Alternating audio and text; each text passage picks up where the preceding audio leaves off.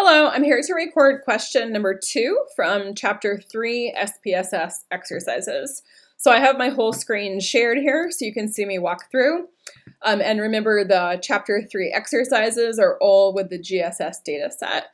So I'm going to go ahead and open that data set. I already had my SPSS open, so I'm going to go File, Open, Data, and I already have my folder for GSS data set in here. So you may need to go ahead and open Blackboard to get access to the data set. So if you need to do that and you're following along, go ahead and do that right now. All right, so let's get started. So I want to weight my data set, and I reminded you to do that here. So we're going to go ahead and under data, and I'm following the instructions right here. Under data, weight cases, and I'm doing GSS, so I want to weight my cases by WTSS. And just hit OK. And you can see I have my output from this morning, so I'm going to go ahead and, actually I'll just keep it going. You can have output open for multiple different data sets. You would just want to look at what comes next. So it's okay that I have all the output from the previous data set up above. Nothing happens to it. It will remain open until you close or save your output.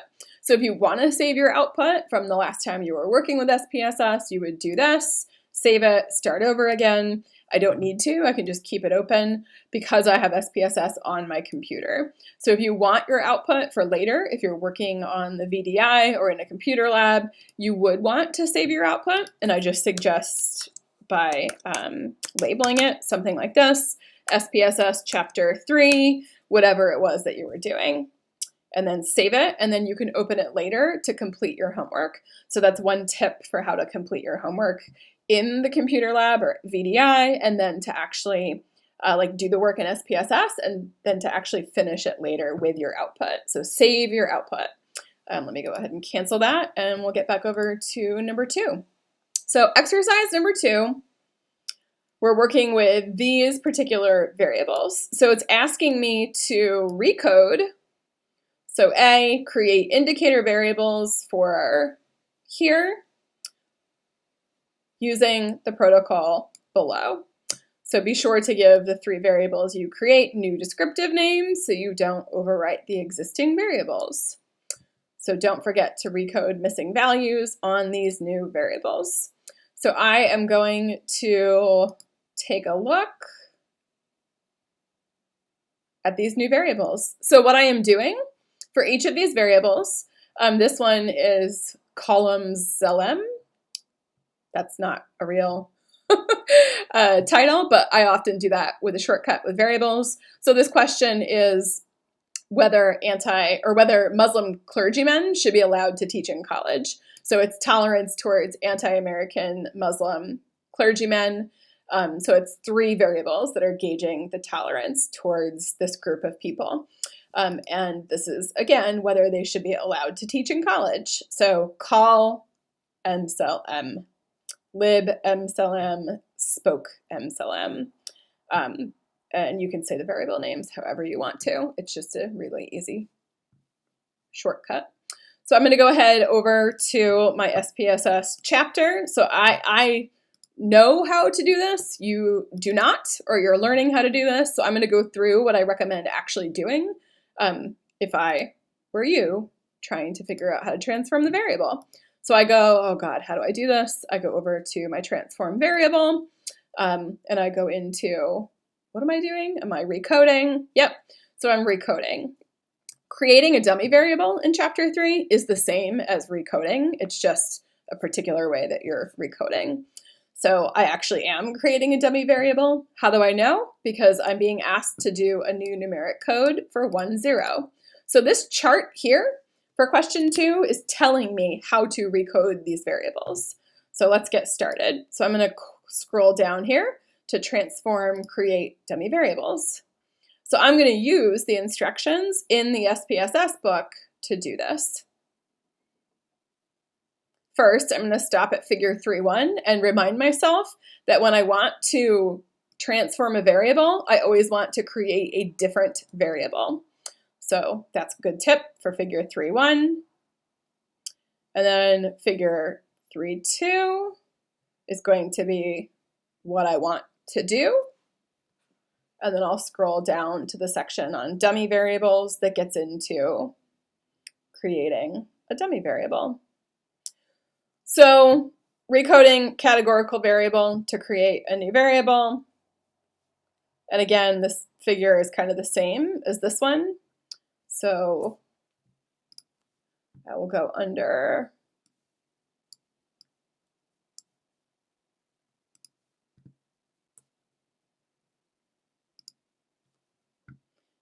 trying to find my right data set here. Here's my GSS data set. I'm going to actually close out my NES data set and my states data set from before, so I only have the GSS data set. If you are working in one session, that might happen to you. So just a heads up so that you know you're working in the same one. So transform, I want to recode into different variables every single time. So I'm going to start over here with column Salem, column over here. Okay. And then I'm going to label this so I can just redo, let me think of a new name. So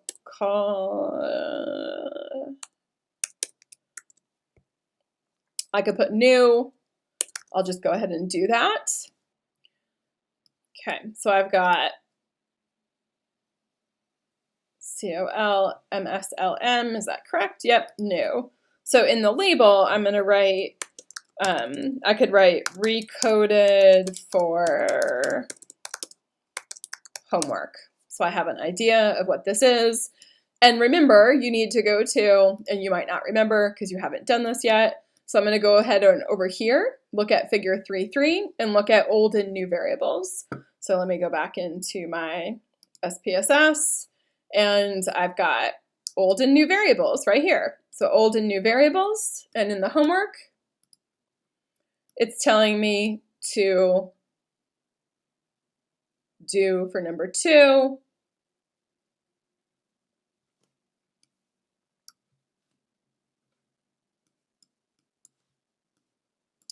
existing numeric code 4, so old 4 is now going to be 1, add, old 5 is now going to be new 0, and then I'm going to add. And then I'm always going to do my system missing, add, and I always do this extra one. This is not in the book, but system or user missing to system missing, add, and then okay. And then remember, you can't transform a variable until you hit change. It won't let you press OK. So I hit change and I'm good. So now I have a new variable. I have to do it again. So here is my second box for how to recode the lib variable. So I'm going to go ahead under transform, recode into different variable. And this time I am working with lib, mcelm. So there we go. I'm going to remove this one. Actually, yeah, let me go back. So mcelm, new, or sorry, lib, Muslim, new. And then I'm going to do recoded for homework. Change, so now it changed up here, and then I have to do new and old values. So here, again, it's telling you exactly what to type in. You don't have to do the work to do that. So it's telling you here, existing code 1, new code 0. I need to take out all these others because I can actually keep the systems in.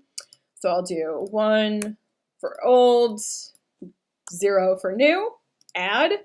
So this box down here should look like this box over here. I'm going to have 2 into 1, add, so I am good.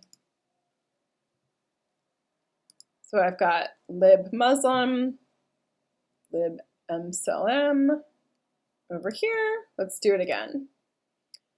code into different variable. Again, just click on this to get rid of it. And if you are wondering if you can do them all at once, the answer is yes. You can load them here, but for now, just do them one at a time.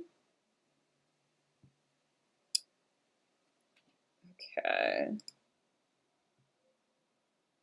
Okay, SPK Muslim. Here we go. Okay, SPK.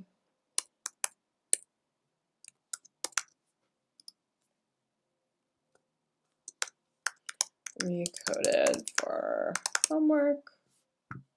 Change, and then old and new values. So I do the same thing, and actually, this is the same code.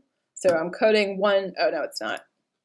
So I need to remove that, remove that. So I'm coding 1 to 1, and yes, you do need to recode the old into the new, otherwise it gets rid of it. And then I code 2 into the 0, because you're making a whole new variable. So 1 to 1, 2 to 0, I'm good.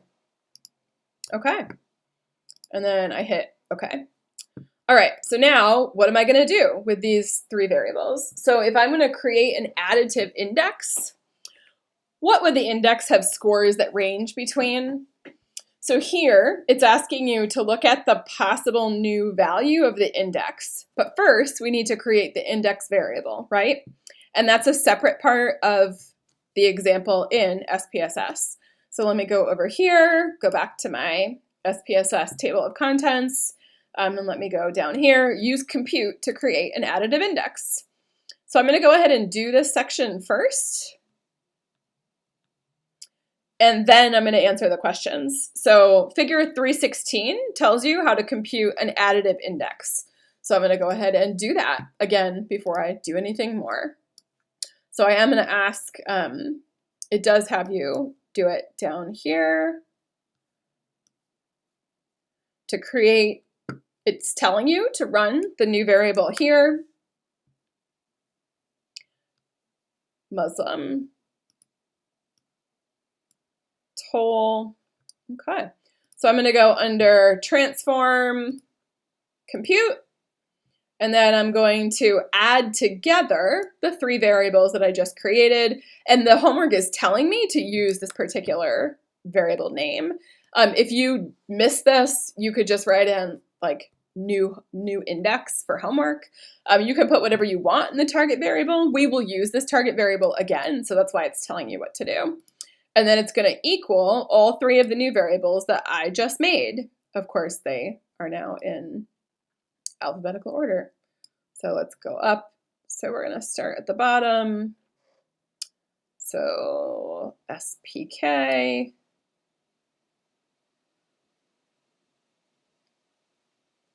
Okay, here's my SPK Muslim new plus, because remember, we're doing an additive index. Additive index means you're adding the new variables that you just made up. My second one, what was that? Lib Muslim, lib MSLM. So let me scroll up and grab that one, put it over here, and then I add this one to the last one, which is college Muslim. Because this variable is about whether they should be allowed to teach college. Okay, so I've got my new variable. Before I run it, I mean, I could hit OK, and then you could just do it again if you did it wrong, but I want to double check myself using the SPSS book. So I look here and go, oh yeah, I want to do a label, because this figure 316 is telling me step 1 we just did, step 2 we just did, step 3, actually we missed step 2. Let's go back to step 2. So step 2 is type and label. So type and label, we want to go ahead and put in, we're going to put in index of 3 variables for homework. And we're going to leave it as is. And let me make sure the homework isn't asking you, I don't think it asks you to do a certain label. It does not. You could go back and change So here we could say, if we wanted it to be more descriptive, we could go, you know, I do want to be more descriptive. I'll go back into type and label, and I'll put this, so index of tolerance. And then I hit OK. And I know it worked if it shows this in the output. Or alternatively, I can go over to my variable view, and usually it's going to be at the bottom. And here it is. And here are the other 3 new variables that I just created as well. So if you're looking to make sure that you did this correctly, again, you'd go under variable view and look at the bottom to see your new variables. So I can see here, I've got my index of tolerance, and then here it tells me it's been recoded. So the labels are useful to make as descriptive as possible. All right, so let's go back to the homework. What else do we need to do? So let's go back up to C and D. So knowing now what you're doing, that you added together these 3 variables, what is the lowest score that somebody could have? You recoded these variables all as dummy variables. So if somebody, you added them together. So if somebody scored a 0 in all 3 of these variables, they would have a 0 here in the range. If somebody scored a 1 in the variable, then they could only get an additive index of 1, 2, 3, right? So we'll do that. And then suppose a respondent takes the more tolerant position on 2 questions and less tolerant on 1. We would be able to say that they would have a 1 for 2 of the questions and a 0 for the other 2. So we'd put in 2 here. And then we already did this. So for E, you need to run the descriptives. So run analyze descriptives frequencies on our new variable. And when you run the frequencies, it's usually not at the end. It will move it up here to alphabetical order. So here's my new index variable. Move it over. Check your statistics box. So you want to put here, I always put these just so I know. You could put standard deviation too. So that's a review of what we've done before. So here is the frequency. So you're looking for the frequency of how many people scored a 1, how many people scored a 2, how many people scored a 3. And sorry, you actually start with 0. So the frequency is 0. 0 is 795. Looking over here at my output, the percent 27.7. So for scores of 1 on this index, there are 301, and they are at 10.5%. Again, I'm getting this from my output down here, and then you'd fill this in for scores of 1, 2, 3. So here I could go back. That's why I did E first before I did C and D. That's fine. And then down here, the total. This just cut off the box. So you would have 1848 for your total, and then my percent is 100 down here. And that's the end of question number 2. I am wondering if it's because this question combined 2 different things. So you're combining both creating or recoding a variable. So you are computing a new variable under transform compute, or sorry, you are recoding first, transform, recode into different, and then you needed to also do transform and then compute. So those are 2 different functions to change or transform your variable. So this question did require you to do 2 of the different approaches to transform variable. And that's it. Thank you.